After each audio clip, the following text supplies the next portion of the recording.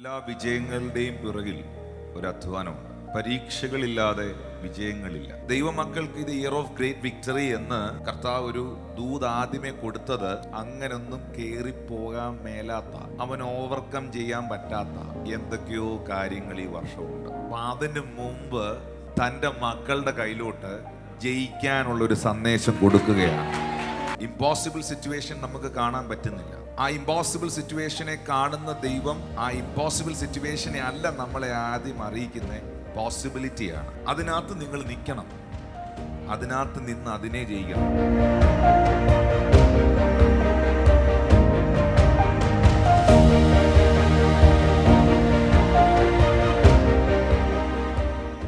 എല്ലാ വിജയങ്ങളുടെയും പിറകിൽ ഒരു അധ്വാനമുണ്ട്. എല്ലാ വിജയങ്ങളുടെയും പിറകിൽ ഒരു പരീക്ഷയുണ്ട്. പരീക്ഷകളില്ലാതെ വിജയങ്ങളില്ല. അധ്വാനങ്ങളില്ലാതെ വിജയങ്ങളില്ല. അപ്പോൾ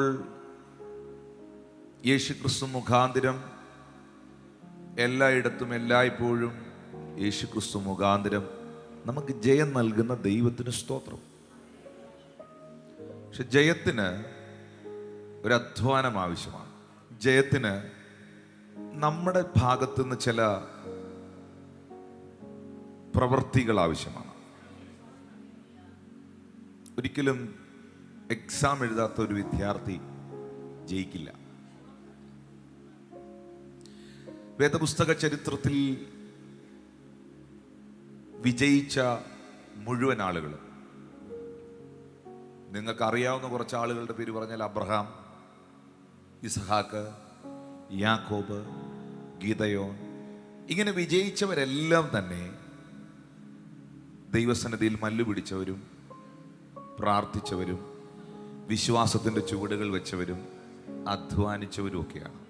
ദൈവം എപ്പോഴും നമ്മുടെ മുമ്പിൽ ഒരു വിഷയം ഉണ്ടെങ്കിൽ അതിന് ഓപ്പോസിറ്റായിട്ടുള്ള കാര്യം പറയും.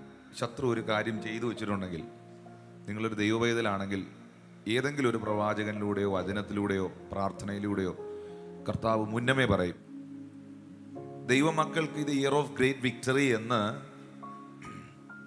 കർത്താവ് ഒരു ദൂത് ആദ്യമേ കൊടുത്തത് അങ്ങനൊന്നും കേറിപ്പോകാൻ മേലാത്ത, എത്ര വെല്ലുവിളി ആയാലും അവൻ ഓവർകം ചെയ്യാൻ പറ്റാത്ത എന്തൊക്കെയോ കാര്യങ്ങൾ ഈ വർഷമുണ്ട്. അപ്പൊ അതിന് മുമ്പ് തൻ്റെ മക്കളുടെ കയ്യിലോട്ട് ജയിക്കാനുള്ളൊരു സന്ദേശം കൊടുക്കുകയാണ്. അപ്പൊ എവിടേക്കോ ഇമ്പോസിബിൾ സിറ്റുവേഷൻ ഉണ്ട്. ഇമ്പോസിബിൾ സിറ്റുവേഷൻ നമുക്ക് കാണാൻ പറ്റുന്നില്ല. ആ ഇമ്പോസിബിൾ സിറ്റുവേഷനെ കാണുന്ന ദൈവം ആ ഇമ്പോസിബിൾ സിറ്റുവേഷനെ അല്ല നമ്മളെ ആദ്യം അറിയിക്കുന്നത്, പോസിബിലിറ്റിയാണ്. ഹല്ലേലൂയ. അതിനകത്ത് നിങ്ങൾ നിൽക്കണം, അതിനകത്ത് നിന്ന് അതിനെ ജയിക്കണം.